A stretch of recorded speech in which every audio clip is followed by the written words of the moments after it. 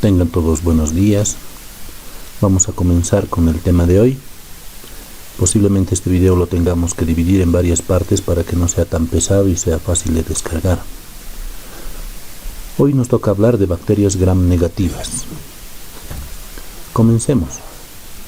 Ya habíamos hablado de este árbol de la vida, donde se dividen todos los tipos de bacterias, y hemos hablado ya de este árbol que se encuentra aquí hacia abajo, que es de las gram positivas. Pues ahora vamos a hablar acerca de estas otras, de las bacterias gram negativas que se encuentran en todo este ramal. Continuemos. Nuevamente les recuerdo para diferenciar entre bacterias gram positivas y gram negativas. Este cuadro nos muestra la diferencia entre ambos tipos de paredes y de membranas externas. La gram positiva, recordemos, tiene una gruesa pared, una pared celular con ácidos teicoicos como vellosidades, y tiene una membrana citoplasmática. En cambio, la bacteria gram negativa tiene una membrana externa, un espacio periplásmico que está al medio. Este espacio periplásmico contiene líquido también y contiene la pared. Esta pared es mucho más delgada. La membrana citoplasmática, la membrana más interna, también es parecida a la membrana citoplasmática de la gram positiva. Entonces las diferencias son: la pared es más delgada en la gram negativa, contiene espacio periplásmico. La pared no contiene ácidos teicoicos, contiene una membrana externa que no contiene la gram positiva. Continuemos. Aquí hay un esquema un poco más grande solo de células gram negativas. Vemos que en su membrana externa tiene polisacáridos. Y aquí vemos que la parte más distal de este polisacárido es el segmento que se denomina O. En muchos tipos de infecciones se detecta esto como un antígeno. También tenemos proteínas A, lípidos A, porinas, etc. Inclusive lipopolisacáridos. El espacio periplásmico contiene al peptidoglucano que habíamos visto antes y la membrana interna. Entonces esto es un poco más esquemático para poder diferenciar bien cómo son las membranas celulares de las bacterias que vamos a ver hoy. ¿Qué es la pared celular? Bueno, la pared celular en este tipo de bacterias es más delgada, baja cantidad de peptidoglucanos. Por eso les decía que no son visibles. Esos vellitos que tienen las gram positivas, estas casi no las tienen. Carecen de ácido teicoico. Igual son esos vellitos que contienen las gram positivas. Se encuentra sumergida en periplasma. Es ese líquido que hay entre una membrana y la otra. Ese es el periplasma. ¿Qué contiene ese líquido? Es un gel formado por agua, sales, peptidoglucanos y proteínas. Un tipo gel, parecido al que está dentro de la célula también. Participa en el transporte de solutos y secreción de proteínas y actividades hidrolíticas, o sea, como disuelve en el líquido algunas sustancias. La membrana externa solo está en gram negativos, los gram positivos no lo tienen. Es igual que la interna, una bicapa lipídica, es asimétrica. El lado externo tiene lipopolisacáridos y el lado interno tiene lipoproteínas. Esas lipoproteínas son las que se unen a la pared celular. También presenta porinas. Las porinas son esas proteínas que sirven para el transporte. Son como pequeños poros o pequeños tubos. A través de estos pasan algunas sustancias, potasio, sodio, algunos nutrientes, salen por unas, entran por otras. El lipopolisacárido tiene esta estructura. Vemos que su parte más distal, más lejana de la célula, es el antígeno O. Luego tenemos el core y el lípido A. Esa es su forma de clasificación. Todo esto es antigénico, o sea que puede desencadenar reacciones a través de nuestro sistema inmune.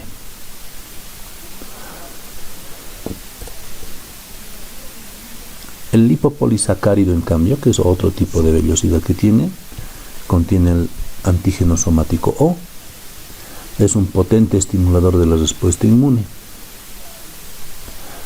Ya habíamos visto el cobre, el lípido A, que también es responsable de una actividad endotóxica. Y esta es una clasificación.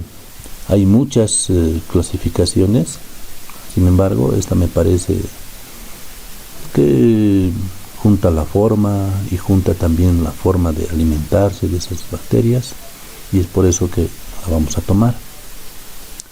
Bueno, las dos grandes formas que existen de bacterias gram negativas son cocobacilos, que ya tienen una forma un poco más alargada, y los bacilos. Tenemos entre esas aerobios estrictos, aerobios facultativos y anaerobios. Veamos el primer lado, que son cocos y cocobacilos. En aerobios estrictos, es decir, que solo viven en presencia de oxígeno, son oxidasa positivo. Bueno, ese es un detalle que no vamos a ahondar mucho. Es una sustancia que utilizan los bioquímicos, que según sale positivo o negativo les ayuda a clasificar y a determinar qué tipo de bacteria es. En aerobios estrictos están la Neisseria y la Moraxella. Sobre la Neisseria vamos a hablar bastante. Es causante de meningitis, es también causante de la gonorrea. Y la Moraxella es una bacteria saprófita que no nos causa daño, está en orificios nasales, está en cavidad oral, y en algún caso extraño también se puede volver dañina para el ser humano. Sin embargo, no es frecuente. Pasamos a aerobios facultativos. Tenemos a la Pasteurella, que no es muy frecuente en nuestro medio, prácticamente nunca he escuchado que hayan detectado en algún paciente. Y tenemos a la Cinetobacter, que tampoco es muy frecuente, se la ve mucho en algunas especialidades o subespecialidades. Es por eso que no vamos a hablar mucho de ella. Y en anaerobios estrictos, es decir, que en presencia de oxígeno mueren, tenemos a la Veillonella, que tampoco es muy frecuente, tampoco es muy dañina para el ser humano. En cuanto a bacilos, si hablamos de aerobios estrictos, están las pseudomonas. Estas pseudomonas son bacterias terribles que tienen una sustancia externa que les ayuda a formar grandes conjuntos de bacterias que impiden ser fagocitadas por el sistema inmune. Y suelen contaminar hospitales. Estas bacterias, que viven también en las patas de los perros, viven en el piso, en el suelo. Si llegan a contaminar un hospital, tienen mucha resistencia a fármacos, es difícil librarse de ellas. En cuanto a anaerobios facultativos, es decir, que pueden vivir con oxígeno o no, tenemos algunas de fácil desarrollo, entre las cuales están las fermentadoras de lactosa, como la Escherichia coli, que es una bacteria que vive en nuestro tracto digestivo, nos ayuda en la digestión, así que normalmente está allí. Y bueno, si pasa a las vías urinarias, es donde causa infecciones urinarias. Inclusive en algún caso he visto que causa infecciones vaginales. La Enterobacter está también en el tracto digestivo y casi no es dañina para el ser humano. La Klebsiella sí puede causar algún daño y lo vamos a ver. Las no fermentadoras de lactosa están la Shigella, que es la causante de disentería por excelencia, la Salmonella, que también causa diarreas fuertes, la fiebre tifoidea, y por último están el Proteus y la Yersinia. Del Proteus casi no se habla mucho, y la Yersinia se considera que ya ha sido erradicada, ¿no? Es la que causaba la peste bubónica, la Yersinia pestis. Pero bueno, ya en este momento prácticamente no se la vuelve a ver. Continuando con los de fácil desarrollo, también tenemos a los Vibrio, que son una familia importante, y sobre todo el Vibrio cólera, que puede causar ese tipo de diarrea secretora tan importante que el paciente muere por deshidratación. Lo hemos tenido en nuestro medio y ha sido fatal para muchos pacientes. Y las aeromonas, de las que no vamos a hablar mucho porque no hay muchas patologías relacionadas con ellas. Seguimos en anaerobias facultativas, pero pasamos a esas bacterias que las denominan fastidiosas. Entre ellas están la Bordetella.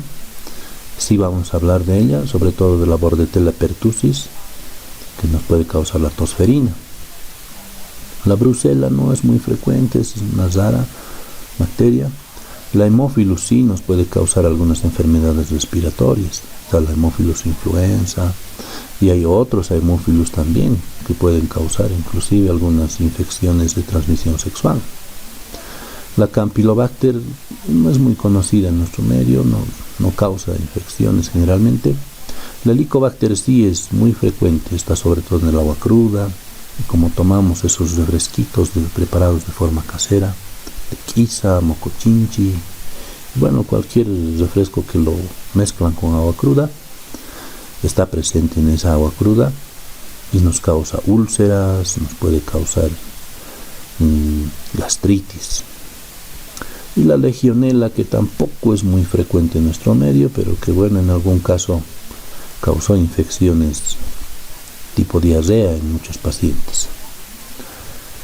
Siguiendo con bacilos, hablamos de anaerobios estrictos, es decir, que mueren cuando están en presencia de oxígeno. Tenemos a los bacteroides, que no son muy conocidos, no causan mucha patología. Los porporimonas, que tampoco son totalmente desconocidos en cuanto a patología, por lo menos en nuestro medio. La Prebotella, que es muy rara, y la Fusobacterium, que tampoco suele causar infecciones. Entonces, si hablamos de enterobacterias, es decir, bacterias que viven en el tracto digestivo, tenemos bacilos gram negativos generalmente, anaerobias facultativas que fermentan glucosa, reducen nitratos, son catalasa positiva, oxidasa negativa, ubicuas. Ubicuo quiere decir que está en todas partes, está presente en todas las cosas. Son inmóviles o pueden ser móviles con flagelos perítricos, no forman esporas, algunas presentan cápsulas prominentes, mientras que otras están rodeadas por una capa viscosa. Poseen un antígeno común enterobacteriano, se adhieren a un reservorio animal, pueden también estar en un portador humano o por diseminación endógena. Sus géneros pueden ser patógenos primarios, flora comensal. Esa flora comensal son esas bacterias que viven en nuestro intestino, conviven con nosotros, pero que no nos hacen daño. En cambio, la primera son patógenos, eso sí, nos causan enfermedad. Y pueden producir infecciones oportunistas, es decir, cuando baja nuestro sistema inmune o sufre una lesión, un daño, una úlcera, y por ahí pueden ingresar hacia la sangre y causarnos daño. Flora comensal se divide en patógena cuando adquiere genes con factores de virulencia que se pasan entre bacterias a través de los plásmidos. Y los bacteriófagos, islas de patogenicidad. Bueno, los bacteriófagos son esos virus que entran en las bacterias y también les pueden causar algún daño a estas. La familia Enterobacteriaceae está compuesta por la Escherichia coli, la Klebsiella, la Salmonella, la Shigella, la Citrobacter, el Enterobacter, Morganella, Proteus, Serratia y Yersinia. De estos, los más importantes son la Escherichia coli, la Klebsiella, la Salmonella, la Shigella. Las demás casi no tienen mucha importancia clínica. Si hablamos de Escherichia coli, que es la más abundante, tenemos que hablar que existen por lo menos 6 virotipos diferentes. sea, estamos hablando de las clases de Escherichia coli que nos pueden causar daño en el intestino. Pese a que esta bacteria vive en el intestino de forma normal, esta puede cambiar, ya sea a través de mensajes que se pasan entre ellas y causarnos daño. Entre esos están la E. coli enterotoxigénica, también está la enteropatógena, la enterohemorrágica, la enteroinvasiva, la enteroagregativa y la que tiene adherencia difusa. En algunas clasificaciones van a encontrar ustedes alguna más. Esa es la forma de la E. coli. Es un bacilo. Tiene forma alargada y, como ven, con la tinción Gram se tiñe de color medio rojo, medio anaranjado. Y este es el cuadro de las enfermedades que producen la E. coli. La enterotoxigénica generalmente causa el daño en el intestino delgado. Le llaman diarrea del viajero o diarrea infantil. Es una diarrea acuosa, vómitos, dolor abdominal, náuseas, fiebre. Y bueno, se debe a que tiene en su interior enterotoxinas termoestables, es decir, que sobreviven a varios cambios de temperatura. También tiene termolábiles, que son mediadas por plásmidos, es decir, que estas bacterias pasan a través de un mensaje a otras bacterias y esas otras adquieren este tipo de toxinas y estimulan la hipersecreción de líquidos y electrolitos en el intestino. La enteropatógena está en el intestino delgado.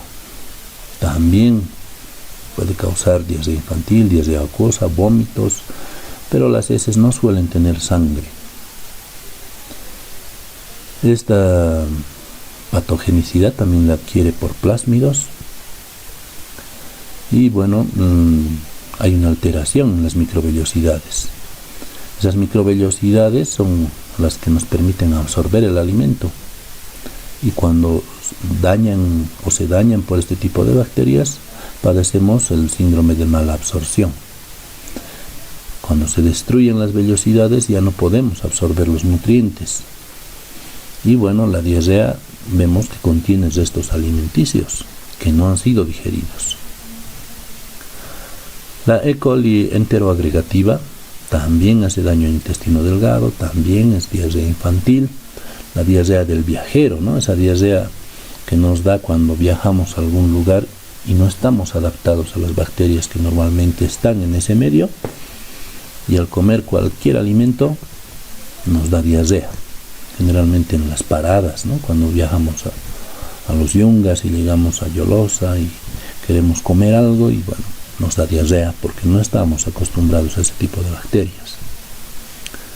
Es una diarrea acuosa, con vómitos, deshidratación, alzas térmicas que no son muy importantes, por eso se llaman febrículas, hemorragia, disminución de la absorción de líquidos. Hay adherencia entre estas bacterias y se pasan el mensaje a través de plásmidos y puede haber acortamiento de las microvellosidades en el intestino. Eso va a hacer que los glóbulos blancos de tipo mononuclear pasen a esa capa del intestino. En cuanto a la E. coli enterohemorrágica, está presente en el intestino grueso. Estas diarreas que están en el intestino grueso suelen ser más líquidas y más abundantes. La diarrea es acuosa, seguida de colitis hemorrágica, es decir, que hay lesiones en el intestino grueso y estas sangran. Suelen ser sin fiebre o con una fiebre muy baja que le llamamos febrícula y puede progresar hacia otras patologías más serias. Está mediada por toxinas Shiga. Esas toxinas son las que causan daño en el epitelio y son liberadas cuando la bacteria es destruida. Interrumpen la síntesis de proteínas en el interior de nuestras células y bueno, hay una unión entre estas células que suele ser borrada con esas toxinas. Entonces los tejidos intestinales se van liberando, se van destruyendo. Y también hay mala absorción. La E. coli enteroinvasiva está en intestino grueso también, produce fiebre, espasmos, diarrea acuosa y puede progresar hacia disentería. ¿Cómo nos hace daño? Los plásmidos nuevamente son los culpables. Mensajes que entre ellas se distribuyen y se pasan entre ellas ese dato de cómo hacernos daño. Y la enteroadherente, que causa diarreas acuosas, generalmente sin sangre y con glóbulos blancos en las heces. Pueden formar largas membranas de células que envuelven a la bacteria. Bueno, antes de pasar a este tipo de bacteria, hablemos un poco acerca de diarreas, haciendo un paréntesis, ya que hemos hablado de muchos conceptos que tal vez sean un poco extraños. Seguramente en otra materia van a tratar este tema de las diarreas, pero yo les adelanto un poco. Hay una clasificación básica que se hace de las bacterias, de las diarreas. Hay una tabla inclusive en la que se ve tipos de heces fecales, donde cuándo podemos considerar diarrea. Sin embargo, lo que la experiencia nos dice y lo que la teoría nos dice es que tiene que haber varias deposiciones para que se considere diarrea. No es necesario que sean líquidas, sino que tiene que ver con la cantidad de deposiciones que se hace al día. Y por eso algunos dicen más de 3 deposiciones ya es considerado diarrea. Otros piensan en otro número, ¿no? Y hablan de más de 4 o 5 deposiciones al día. Sin embargo, lo normal, si hablamos de deposiciones, debería ser que tras cada comida importante se haga una deposición.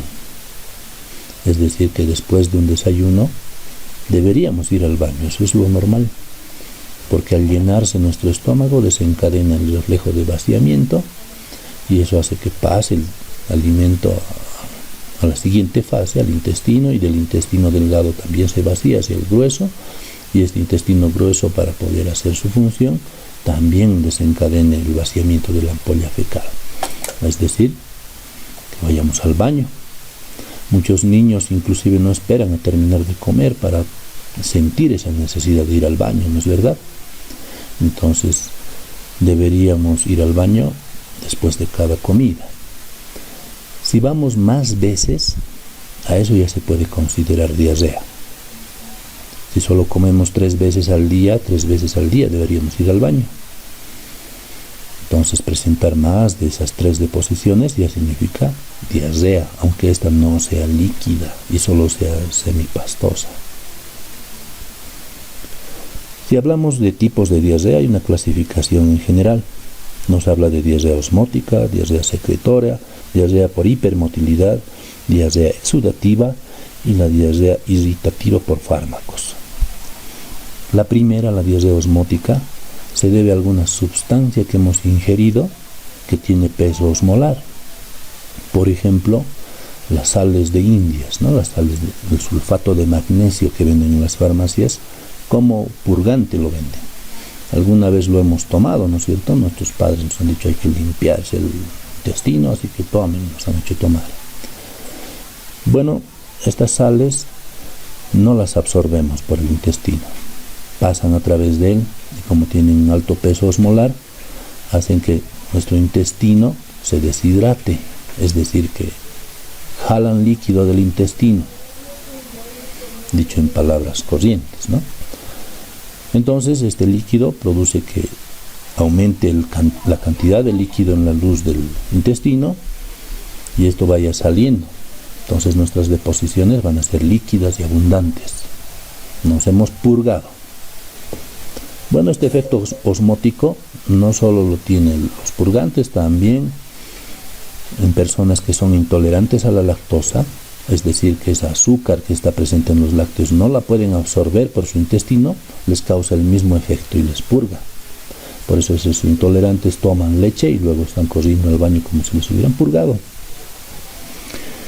Si hablamos de la diarrea secretora, que es el otro tipo de diarrea, ya estamos hablando de una diarrea causada por algún agente infeccioso o en algún caso raro por un tumor. Pero si hablamos de la diarrea secretora causada por agente infeccioso, puede estar causada por virus, por bacterias. La diarrea secretora suele ser muy líquida, muy abundante. En nuestro medio es más frecuente que sea causada por virus. Así que cuando nos viene un paciente con diarrea, lo primero que sospechamos es de virus. Hay vacuna contra el rotavirus, que era el que causaba un daño más potente. Pero hay otros virus que pueden causar también daño, ya lo vamos a ver en el capítulo que corresponde a virus. Y bueno, no hay mucho medicamento para virus, pero este tipo de infecciones, si es por virus, suele ser autolimitada. Es decir, que al paciente solo hay que darle sales de rehidratación para reponer todos esos electrolitos que está perdiendo por la diarrea, y esas sales de rehidratación diluidas en la cantidad de líquido que corresponde. Eso es importante. Cada sobre generalmente viene para 1 litro de agua, aunque hay algunas sales de rehidratación que vienen solo para 250 ml, o sea, un vaso. Eso hay que verificarlo bien, entregarle al paciente o recomendarle que lo lea si es que compra. Generalmente esas saborizadas, que son más ricas para el niño, son solo para 250 ml. Esta diarrea secretora también puede estar causada por algunas bacterias. En tal caso, necesita algún tipo de tratamiento. Por ejemplo, el cólera es una diarrea secretora, infecciosa, y esa diarrea es necesario que reciba un soporte vital y además un tratamiento antibiótico. La disentería, que es otro tipo de diarrea que viene con sangre, generalmente viene con sangre, pero hay casos en los que la sangre no se ve, sangre oculta en heces le denominan, que puede ser detectada por laboratorio. Este tipo de diarrea es muy dolorosa en el intestino. Hay ese dolor tipo cólico que el paciente les retuerce, en palabras corrientes, ¿no? Siente ese dolor que inicia lento y luego se va haciendo más fuerte y luego llega a un pico máximo y luego va descendiendo la intensidad del dolor. Ese es el dolor tipo cólico. Si vemos a un paciente que presenta esas características, que es una diarrea que tiene retortijones en el estómago, debemos sospechar en bacterias. Si es una diarrea que no tiene ese dolor, simplemente cuando va a ir al baño le duele un poquito, sospechemos más de virus. El otro tipo de diarrea se llama de hipermotilidad, es decir, que el intestino por algún motivo se mueve más rápido. En algún caso excepcional y raro se le atribuye a estados de pánico, a estados de nerviosismo, pero sería muy raro que eso pueda causar hipermotilidad. Claro, ha habido el caso, hay la excepción. Sin embargo, esto más es causado por el síndrome de colon irritable. Ese tipo de paciente que come algo condimentado y rápido le hace daño y está corriendo al baño. Este tipo de hipermotilidad también, igual que la diarrea osmótica, termina cuando deja de ingerir esa sustancia que le está haciendo daño. Si nosotros dejamos de tomar purgante, ya no hay la diarrea por osmolaridad. Es igual, si el paciente deja de consumir esa sustancia, ese condimento que le está causando irritación en el colon, entonces también su diarrea termina. Esa es la diarrea por hipermotilidad. La otra clasificación nos dice diarrea exudativa. Esta diarrea generalmente puede estar debida a algunas sustancias tóxicas presentes en la luz del intestino, ya sea por presencia de algunas bacterias que son muy dañinas. Entonces el intestino se llena de glóbulos blancos.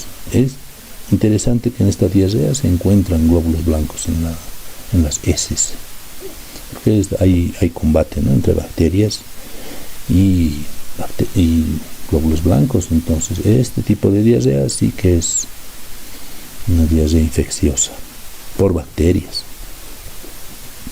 Y por último tenemos a la diarrea irritativa por fármacos. Se ha visto en algún caso, sobre todo en pacientes con tuberculosis, que tienen que tomar en la primera fase 4 medicamentos, ¿no? Y cada uno de esos medicamentos son varias pastillas. A veces el paciente termina tomando 10 o hasta 15 pastillas. Y algunos pacientes que tienen otras enfermedades más, en algún caso hemos visto hasta 20 pastillas al día, porque tienen otras enfermedades más. Entonces, tanto fármaco puede causar irritación en el intestino y causarle diarreas. Y esto ya tiene que ser visto por especialista para que vea la forma de darle los medicamentos, cambiarle tal vez la forma de administración, y que ya no sea vía oral, sea por inyectable o endovenoso, etc. Bueno, ese es el tipo de clasificación. Cerramos este paréntesis y continuamos con el tema.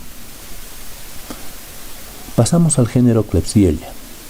Tenemos la Klebsiella pneumonia, que puede causar infección del tracto urinario, puede causar infecciones en la sangre y en algunos tejidos blandos. Y claro, en vías pulmonares también, como dice su nombre, ¿no? La Klebsiella ozonae puede causar rinitis atrófica, que no es muy frecuente en nuestro medio.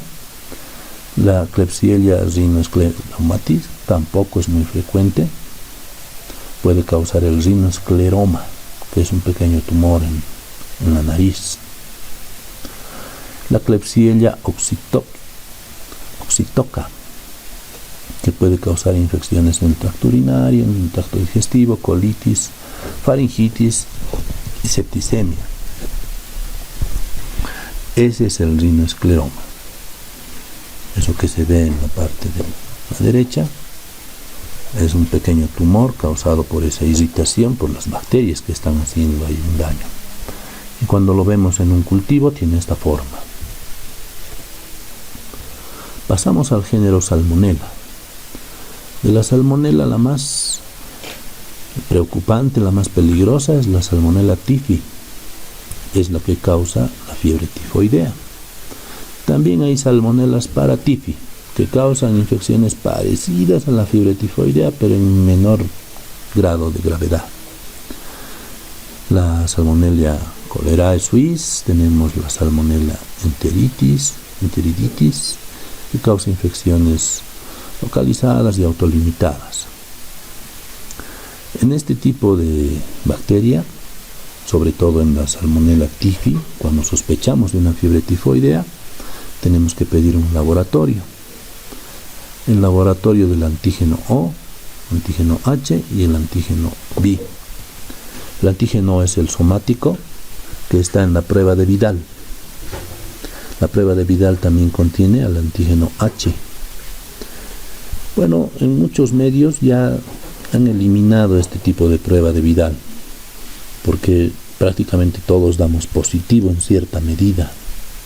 Y para poder determinar si ese paciente en verdad tiene esa salmonela, tenemos que ver en nuestro medio cuánto normalmente presentamos, un promedio de todos los pobladores de cuánto presentan este antígeno H y el antígeno O. Y de esa forma podremos saber si el paciente presenta más del antígeno, entonces sí decimos hay infección. Pero que sea positivo no significa que ya esté enfermo de este tipo de problemas, sino es que tiene el antígeno, porque estamos preparados nosotros, lo hemos padecido varias veces y por eso nuestro cuerpo tiene los anticuerpos. Dicho sea de paso que la prueba detecta los anticuerpos, no detecta directamente el antígeno. Es por eso que no podemos saber si está cursando una infección actual o si la pasó antes y es un recuerdo inmunológico. Por eso, si vamos a pedir esa prueba, tendríamos que saber cuánto es el promedio de positividad. El antígeno O es resistente al calor y al alcohol. Bueno, son varias secuencias de azúcares. El antígeno H son más proteínas y sí se destruyen con el calor y presentan variaciones de fase. El antígeno capsular no tenemos esa prueba en nuestro medio. Es un azúcar, una cadena de azúcares, y solo están la Salmonella typhi, la Paratyphi y la Salmonella Dublin. Entonces, para nosotros los más importantes son el antígeno O y el antígeno H. Esos dos son los que se piden en la prueba de Vidal. La Salmonella typhi coloniza solo al ser humano y la transmisión es fecal-oral. Es decir, que si tenemos fiebre tifoidea es porque hemos comido caca, en palabras comunes, en palabras ordinarias. Las fuentes de contagio: alimentos, bebidas contaminadas por manipuladores infectados. Por eso la alcaldía hace un curso y les da a todos los que van a vender algún producto alimenticio, les da el curso y les da una licencia de manipuleo. Es para cuidar, para que ellos sepan cómo asearse las manos y cómo manejar los alimentos. También puede estar en aguas contaminadas, con heces obviamente, ¿no? Las aguas del río abajo, por ejemplo, donde desembocan todas las alcantarillas de la ciudad, está contaminada con este tipo de bacterias. Algunos mariscos también pueden tener ostras, mejillones, y sobre todo si los consumimos crudos. El limón no tiene ese efecto antiséptico, no mata a estas bacterias. Por eso comerse esos pescaditos crudos que venden, mala idea. Los mariscos, ¿cómo lo contraen? Pues la cloaca de todo el mundo es el mar, así que han llegado esos fecales al mar y por eso también este tipo de productos del mar lo contienen muchas veces. No se olviden que el cólera también vino de productos del mar. La Salmonella typhi es el agente causal de fiebre tifoidea y tiene un cuadro sistémico grave. Es fiebre, vómitos, diarreas y son elevadas, necesita internación. No debemos confundir el tifus con la fiebre tifoidea o Salmonella typhi. El tifus está causado con riquecias y es otro grupo.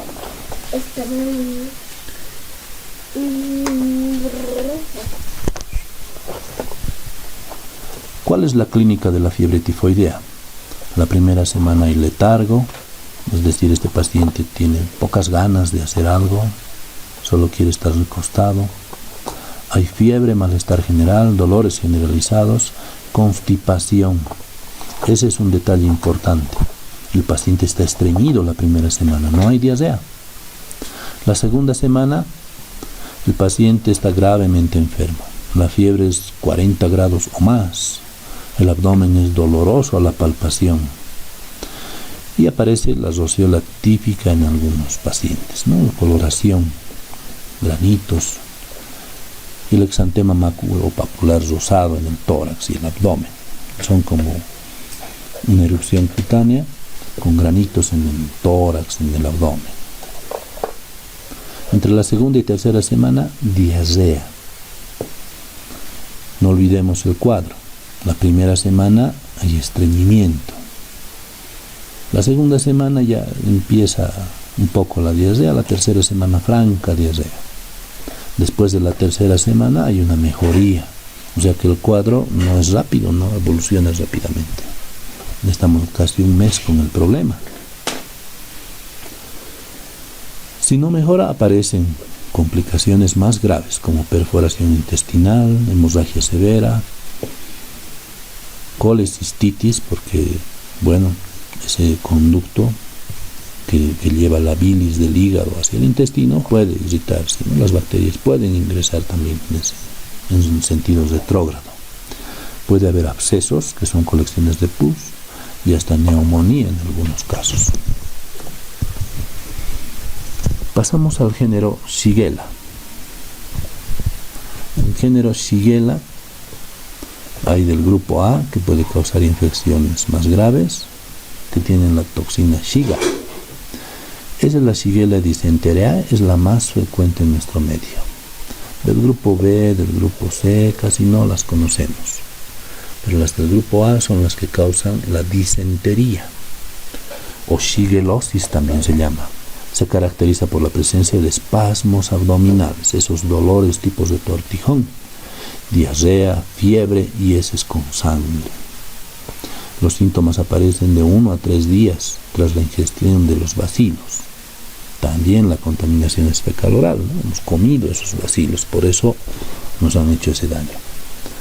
Y bueno, esta diarrea suele ser aguda, suele ser muy abundante, acuosa y sin invasión mucosa. En la enfermedad sistémica no suele tener bacterias en la sangre, pero sí muchos dolores abdominales, abundante pus y sangre en las heces. Esa es la disentería. Es consecuencia de la invasión en el colon. Estas bacterias, cuando invaden el colon, hay esa diarrea con sangre. Y es importante ese síntoma del dolor abdominal, el espasmo abdominal. Bueno, el tratamiento es sencillo, se les da ciprofloxacina cada 12 horas por 3 días solamente. Y con eso ya se curó. Muchos de estos cuadros que son diarreas infecciosas, antes se daba cloranfenicol, que era un medicamento bastante bueno, lo habíamos visto con gram positivas, con las bacterias gram positivas, que era una de esas bacterias de donde se sacaban, ¿no es cierto? Ese cloranfenicol en algún caso hizo que algún paciente presentara mielosupresión, o sea que ya no produzcan ningún tipo de glóbulo blanco, rojo ni plaquetas, y por eso se está suspendiendo del mercado. Pero era muy bueno, uno tomaba, el primer día ya terminaban los síntomas. Claro que había que terminar el tratamiento de una semana porque si no volvían a aparecer, pero era potente y era buenísimo. Y ahora por miedo a la mielosupresión ya no lo estamos recetando y por lo tanto está desapareciendo poco a poco. También en este caso de infecciones por Shigella era muy eficiente. ¿Qué es ese síndrome urémico hemolítico? Es pues cuando la disentería por Shigella avanza a tejidos más profundos y se hace sistémico. Es una insuficiencia renal, o sea que el hígado está afectado y ya no funciona.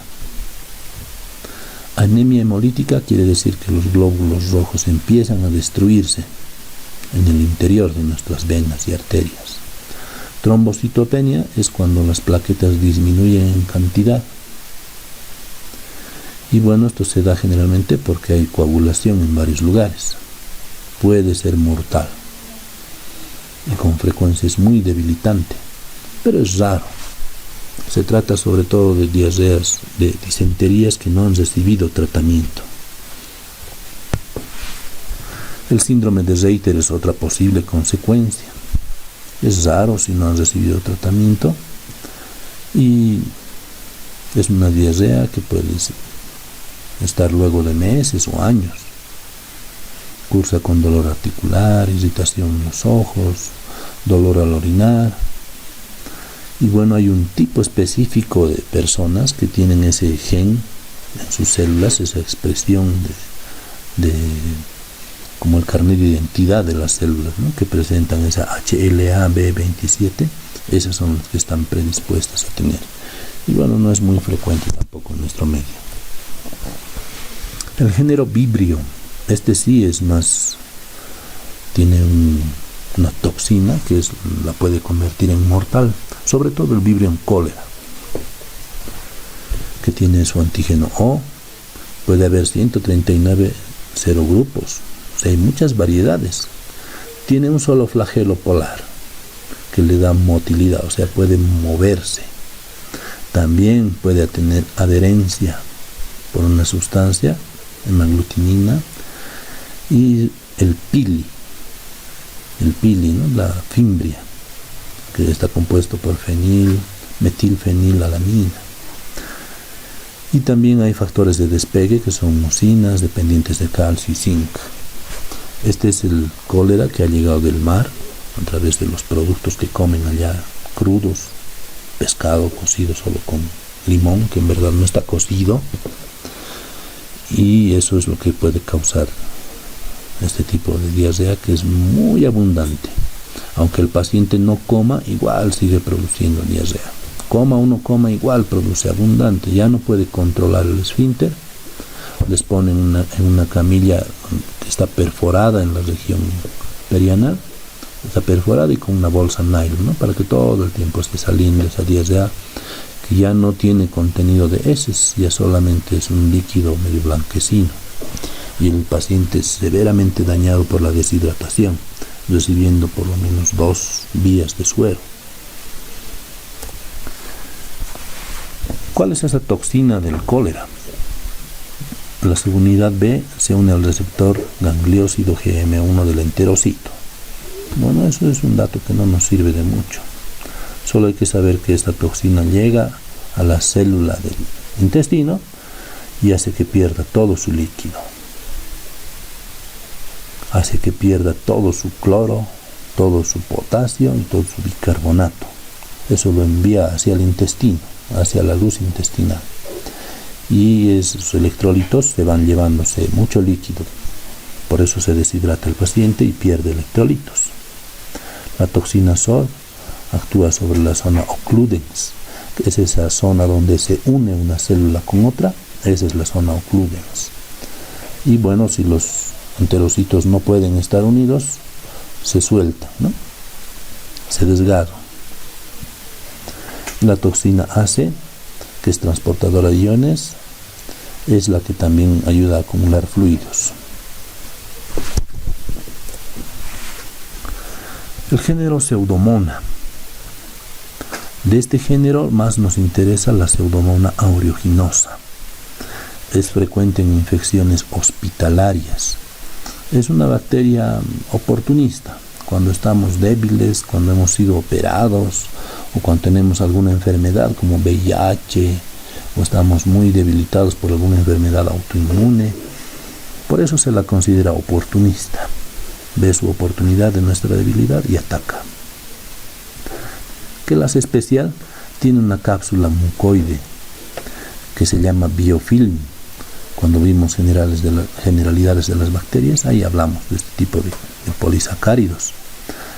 Hace que entre estas bacterias, entre varias, se vayan colando y vayan formando capas o biofilm. Y esta capa de bacterias ya es más difícil de ser fagocitada por nuestro sistema inmune, porque los glóbulos blancos resultan ser más pequeños que toda esa capa, no pueden comerse porque es muy grande. Están en todas partes en la naturaleza. Ya les había adelantado que incluso en las patas de los perros, en esa región entre sus dedos, está muy frecuente ese olor que se siente, son pseudomonas. Y bueno, hay también reservorios húmedos en los hospitales. Suelen ser muy resistentes, por eso inclusive en algunas soluciones desinfectantes la han podido encontrar. Es decir, que no mueren. En yodo povidón en algún caso ha sido encontrado, en la misma solución. Es porque no utilizamos adecuadamente y contaminamos nuestras soluciones. Y estas bacterias, como son muy resistentes a todo, bueno, proliferan incluso en esa solución desinfectante. En el agua destilada también. Por eso es importante que sepamos cómo se usan los desinfectantes. Tiene multiresistencia. Puede mutar a cepas más resistentes durante el tratamiento. Bueno, también genera muchas beta-lactamasas, o sea, a todas las penicilinas puede hacerse resistente también. Por eso es difícil librarse de este tipo de bacteria y es temida en todos los hospitales porque hay muchos lugares húmedos en hospitales. Pueden causar infecciones pulmonares en pacientes sobre todo con fibrosis quística, en todo el conjunto que significa EPOC, el EPOC, que es enfermedad broncopulmonar obstructiva crónica, que está compuesto por el asma, el enfisema, la bronquitis crónica. Todos esos pacientes pueden llegar a contraer. También en neutropénicos, son esos pacientes que tienen tumores, cáncer y sus defensas bajan. Y bueno, la mortalidad suele ser muy elevada. 7 de cada 10 pueden llegar a fallecer. También pueden causar infecciones en la piel, sobre todo en quemaduras. Cuando no hacemos un buen manejo y contaminamos una quemadura, puede prosperar allí. Puede causar foliculitis por bañarse con aguas contaminadas, piletas, salones de belleza. Si estamos con acné, sería bueno evitar las piscinas, porque el acné son pequeñas lesiones en la piel. Y los folículos que están infectados, si vamos a la piscina, pueden sobreinfectarse y podemos llegar a adquirir este tipo de bacterias. La depilación también es algo importante. Esas jovencitas que se depilan deberían usar siempre un antiséptico luego, para evitar que se contamine, y usar alguna crema antiséptica o alguna sustancia como alcohol para eliminar cualquier riesgo de infección. En pacientes con osteocondritis también puede causar. Esta osteocondritis generalmente da cuando pisamos un clavo y perforamos el hueso.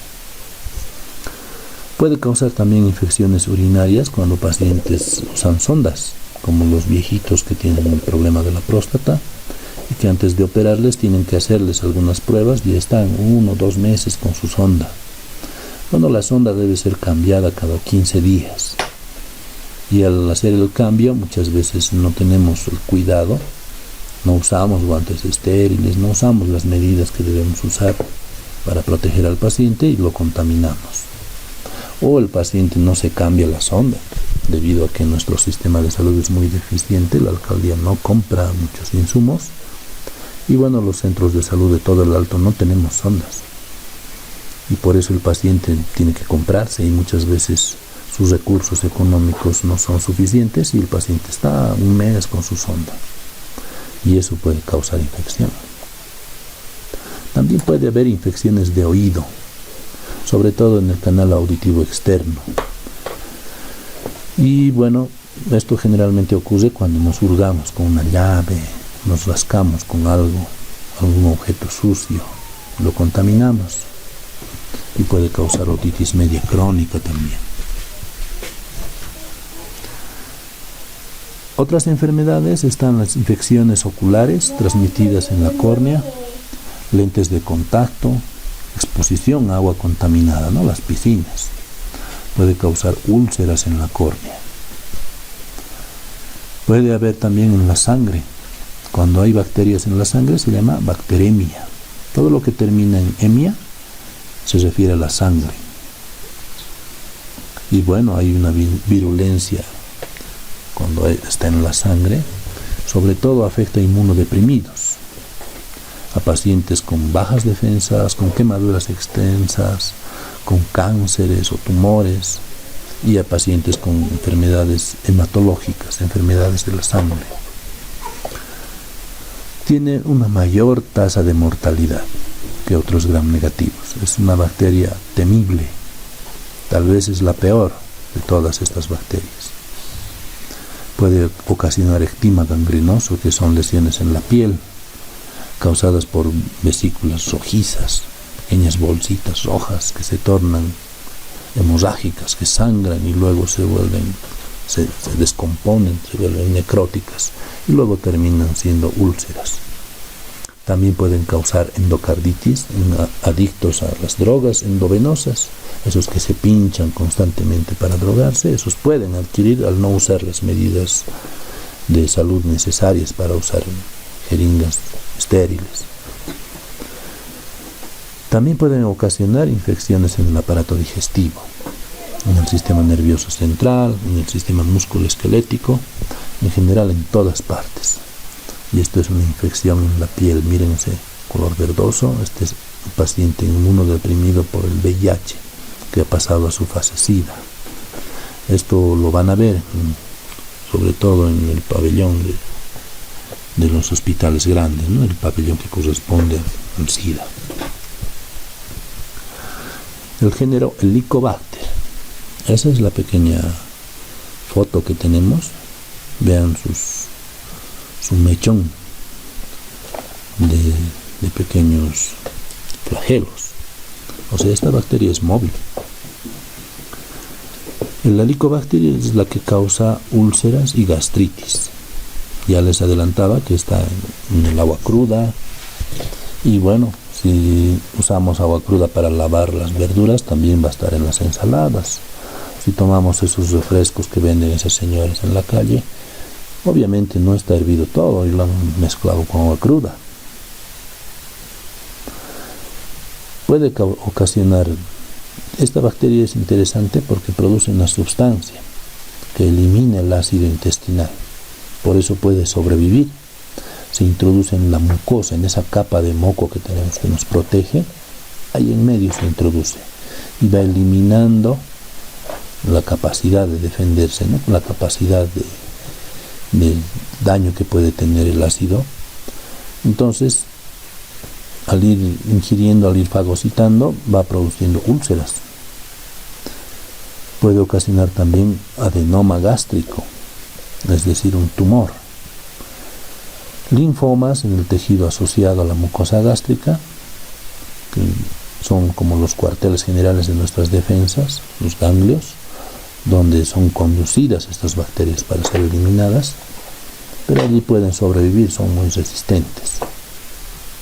El ser humano es el principal reservorio y hay que hacer un tratamiento triasociado de este tipo de bacteria una vez detectada.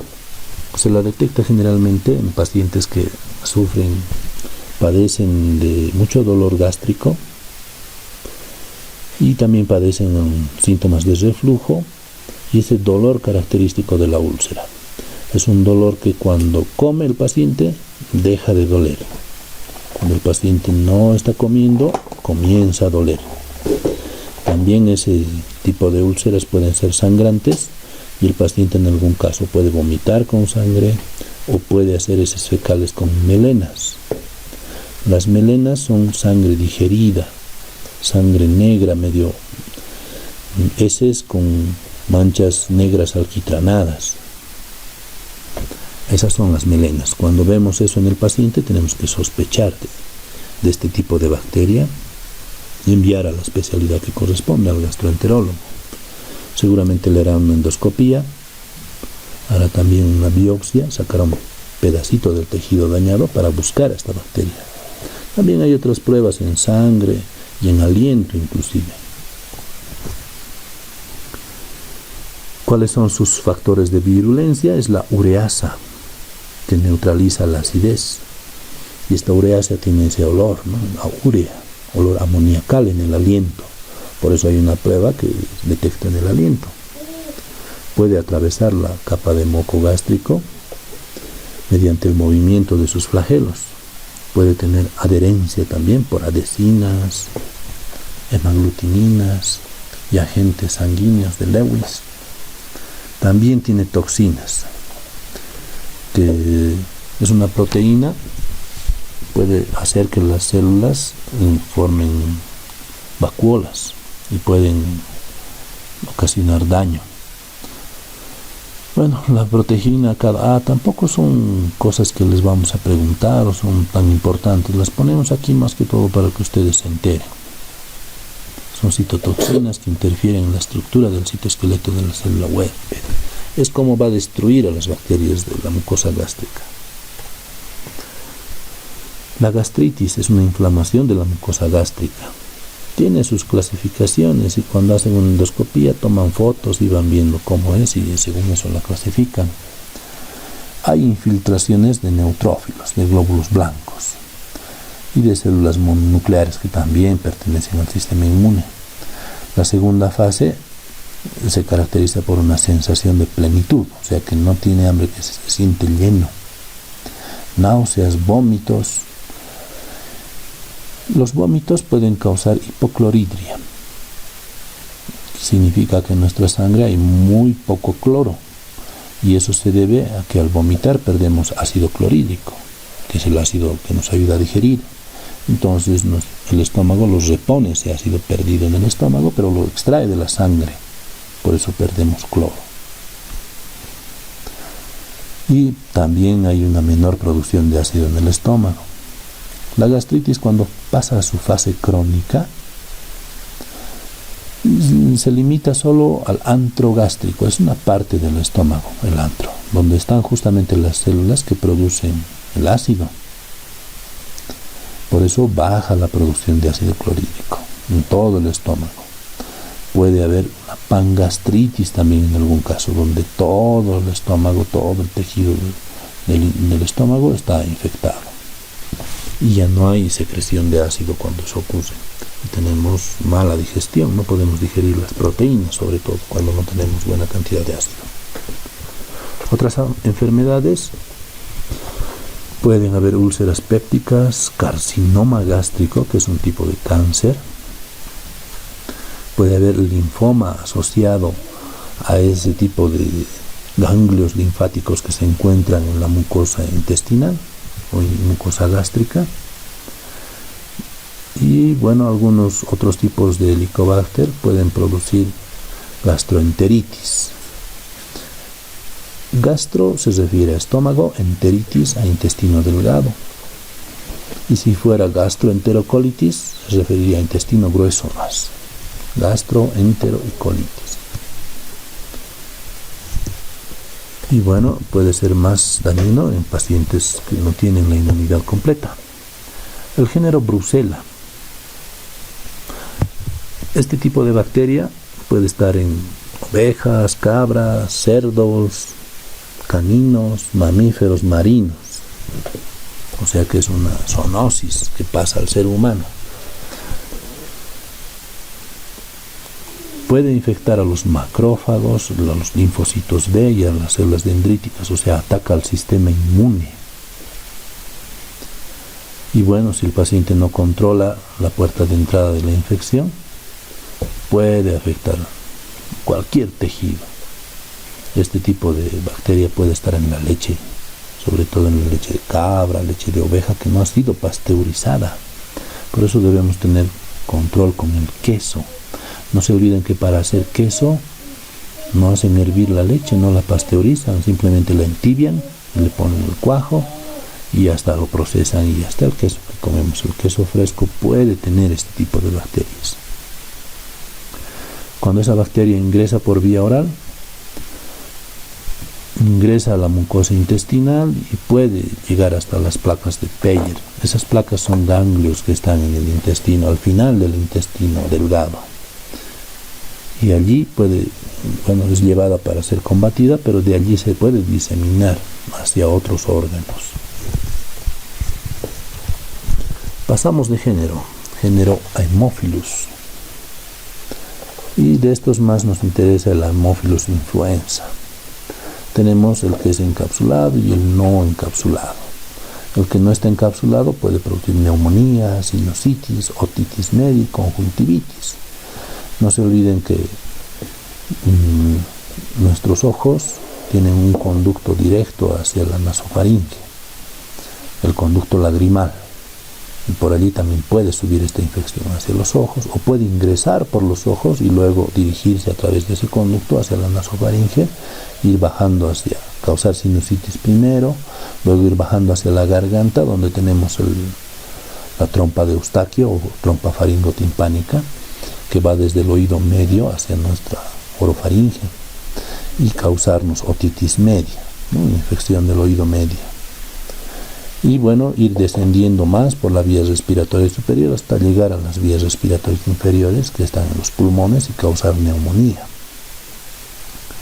El capsulado puede llegar a producir meningitis, inflamación de las meninges, vía madre, dura madre, aracnoides que están protegiendo el sistema nervioso central, es decir, cerebro y médula espinal. También puede causar neumonía, la epiglotitis. La epiglotis, no se olviden, es esa membrana que cuando tragamos tapa la tráquea para que no se nos vaya hacia el pulmón el alimento. Cuando esta membrana se inflama, se llama epiglotitis y puede llegar a causar el crup laríngeo, o sea que el paciente no pueda respirar bien porque se está hinchando esta membrana y no permite bien el paso de aire y se escucha el estridor laríngeo, el paciente que respira con mucha dificultad. Y bueno, son pacientes de emergencia que debemos tratar muy rápidamente. También puede ocasionar celulitis. No es esa celulitis de las jovencitas que tienen una gordurita y se ve la grasita, no, esa no es la celulitis. Celulitis se refiere a una inflamación del tejido celular subcutáneo. Generalmente se presenta después de una lesión, después de un golpe, donde la piel se pone un poco más dura, muy dolorosa al tacto, y bueno, hay fiebre, calor local, dolor. También puede ocasionar artritis séptica. Si ha llegado hasta la articulación, bueno, va a infectarla y puede ocasionar inclusive la pérdida de movilidad. Y también puede ocasionar la bacteremia de foco oculto, es decir, que no sabemos dónde está ingresando la sangre, no sabemos por qué punto, a través de dónde ingresa, pero está en la sangre.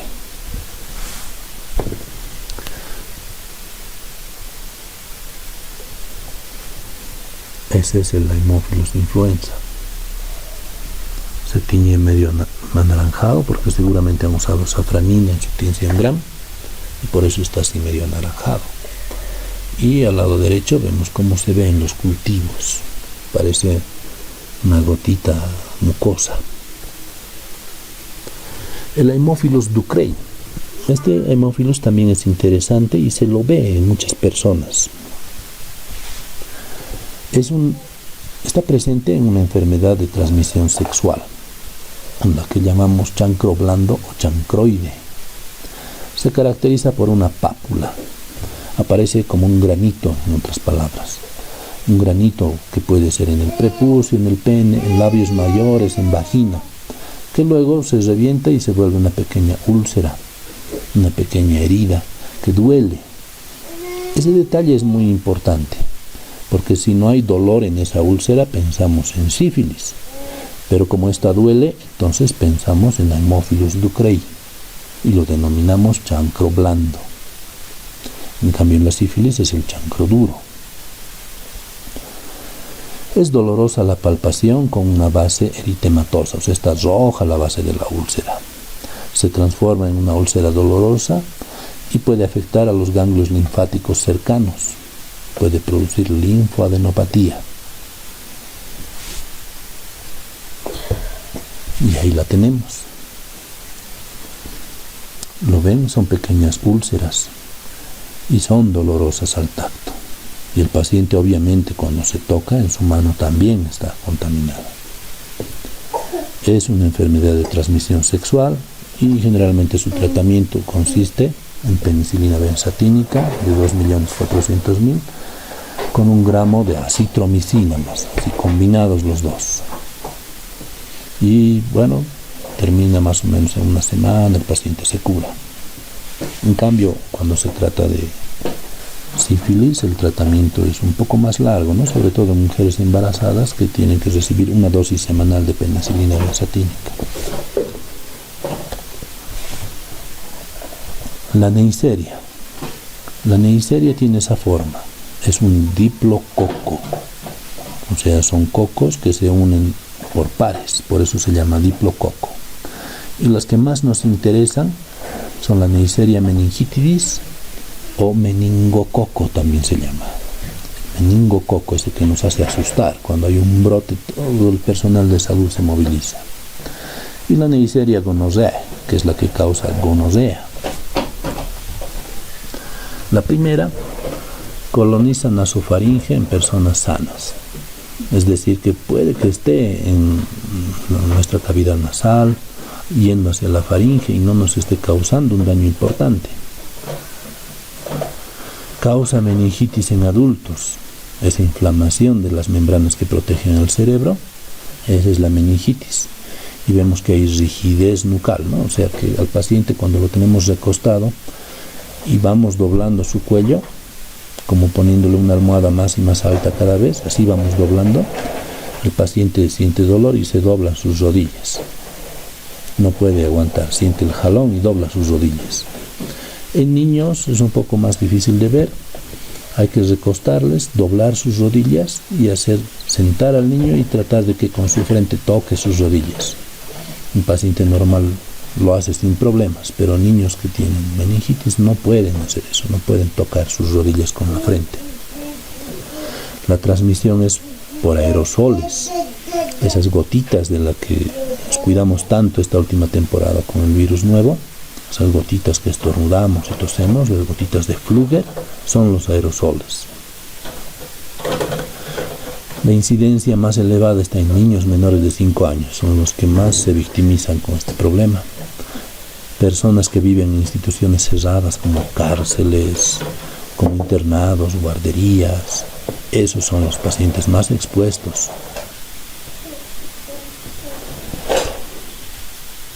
Y bueno, algunos pacientes que tienen problemas con el complemento. El complemento es parte del sistema inmune, son sustancias químicas que cuando un anticuerpo encuentra un antígeno y se une, ahí se activan y destruyen a la célula. Son sustancias químicas en nuestra sangre. Y cuando tenemos deficiencia en eso, pues somos más propensos a tener este tipo de meningococo y llegar a meningitis. ¿Qué es la meningitis? Una inflamación purulenta de las meninges. Alta mortalidad. Excepto si encontramos a tiempo y hacemos un tratamiento a tiempo. Generalmente cuando encontramos un paciente y es diagnosticado, a todos los contactos, a todos los que han estado cerca, le damos una dosis de 500 miligramos de ciprofloxacina preventivamente. La meningococcemia se refiere a que estos meningococos están presentes en la sangre y pueden ocasionar pequeños coágulos en pequeños vasos sanguíneos y puede afectar a todos los órganos cuando llega a la sangre. En neumonía, que es la forma más leve, se caracteriza por bronconeumonía, o sea que está en bronquios y en pulmones, y está en sujetos con enfermedad pulmonar de base, o sea que pueden ser bronquíticos crónicos, asmáticos. Y cualquiera que tenga una enfermedad pulmonar puede ser más víctima, más frecuentemente es víctima. Pasamos a la Neisseria gonorrhoeae.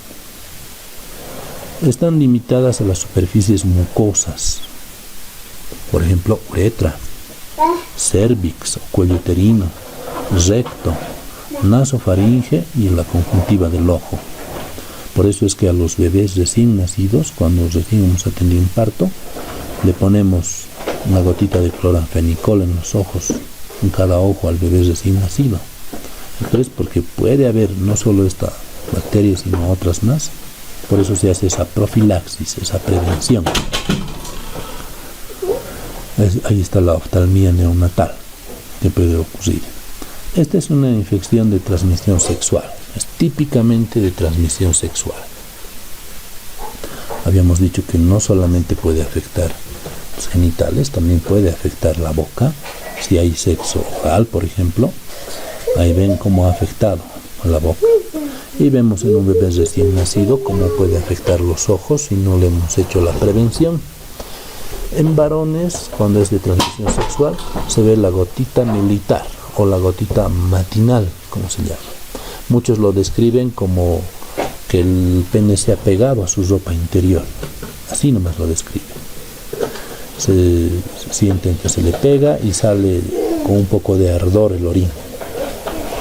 En mujeres, en cambio, vemos flujo vaginal, blanquecino, medio amarillento. Más que blanquecino, es amarillento, de tipo pus, y tiene un olor muy fétido. Y cuando usamos el espéculo, vemos que esa pus está saliendo directamente del útero, del cuello uterino. Y en varones lo vemos así, ¿no? Entonces, este paciente va a decir que siente ardor al orinar y que se le pega la ropa interior. En mujeres va a decirnos que tiene flujo, que es un flujo amarillento de mal olor, y que al orinar también le puede doler. Muchas veces cuando ingresamos con el espéculo, la uretra que se encuentra justo por encima de la vagina empieza a secretar pus, porque el espéculo empieza a hacer presión en la uretra, y vemos cómo empieza a salir pus justo de esta región donde está la uretra. Bueno, el tratamiento es sencillo de la gonorrea. Se trata de ciprofloxacina que se les da, también se puede dar combinado con acitromicina. La Bordetella pertussis. Esta bacteria tiene su vacuna, está en el esquema PAI. Causa el coqueluche, que también le denominan tos ferina. Es esa tos que generalmente le dicen tos quintosa, porque el niño tose 5 veces por lo menos o más hasta quedarse medio cianótico, o sea, medio morado se pone de tanto toser, del esfuerzo. La primera fase de colonización entra al tracto respiratorio superior, o sea, toda la boca, la nariz y la garganta, y puede ocasionar fiebre, tos. La bacteria puede aislarse en la nasofaringe, o sea, se puede tomar un hisopo y de ahí recogerla y ponerla en un cultivo.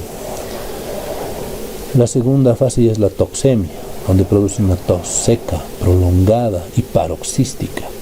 Paroxística quiere decir de máxima intensidad. Es excesiva producción de moco, vómitos, estridor. Es ese ruido que se hace al respirar cuando está tapado y no hay dificultad para respirar. Ese ruido se llama estridor. Complicaciones: puede haber otitis media, porque hay contacto con la trompa faringotimpánica en la garganta, y neumonía cuando baja a tejidos más vías respiratorias inferiores. Puede ocasionar daño neurológico irreversible por edema, por hemorragias, por émbolos en el cerebro, que pueden ser causados por la tos, por ese esfuerzo que se hace al toser. Puede romper vasos sanguíneos y causar émbolos.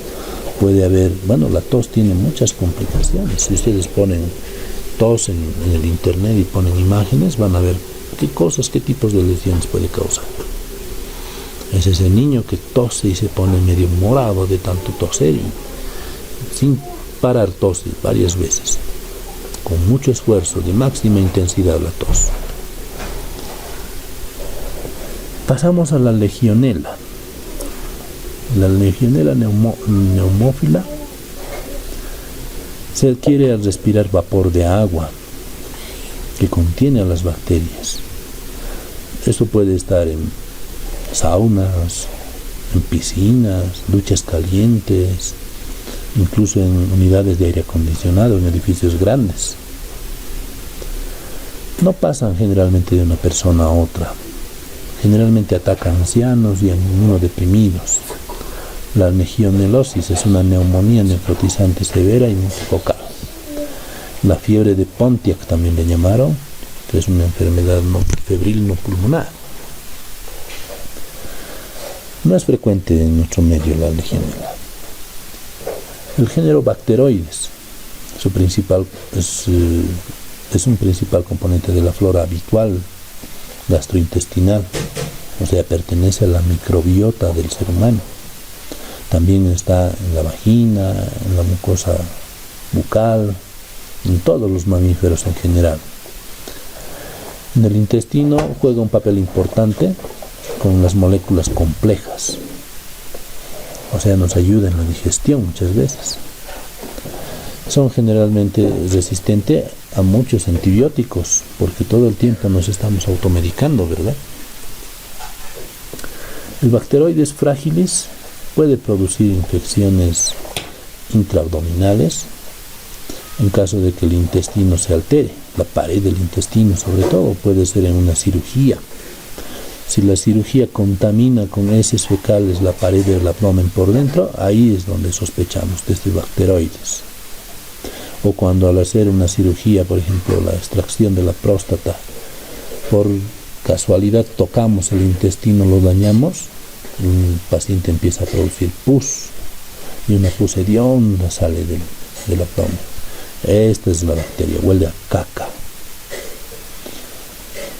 Puede producir apendicitis perforadas o gangrenosas. Puede estar presente en las diverticulitis. Las diverticulitis son pequeños sacos que se forman en la última parte del colon tras pujar demasiado. En esas personas muy estreñidas, ahí forman esas pequeñas bolsitas. Y cuando esas bolsitas, que se llaman diverticulosis, cuando esas bolsitas se infectan, se llama diverticulitis. También puede ser ocasionado por traumatismos que dañen las paredes del intestino. Contribuyen al desarrollo de una infección de varias maneras. Estimulan la formación de abscesos, ¿no? Esas colecciones de pus. También hacen que se reduzca la fagocitosis, o sea que los polimorfonucleares, que son los glóbulos blancos, disminuyan su fagocitosis, coman menos bacterias. También inactivan algunos medicamentos como las beta-lactamasas. Y bueno, tienen una cápsula que impide que sean ingeridas por los glóbulos blancos. Y por eso la respuesta de las células T, de los linfocitos T, es mayor. Esos linfocitos T no fagocitan las bacterias, sino que les lanzan toxinas. Todo esto es importante saber para que no cometamos errores graves, como el que estamos viendo. Y bueno, vemos que hemos hablado de infecciones de transmisión sexual y es importante la protección. Siempre el preservativo, recomendar a todos nuestros pacientes, aunque como ya veremos y como hemos visto ahora mismo, no todo se protege con el preservativo, pero es peor no utilizarlo. Y bueno, todo esto de las bacterias no termina aquí, vamos a seguir hablando. Pero por el momento terminamos con este tema.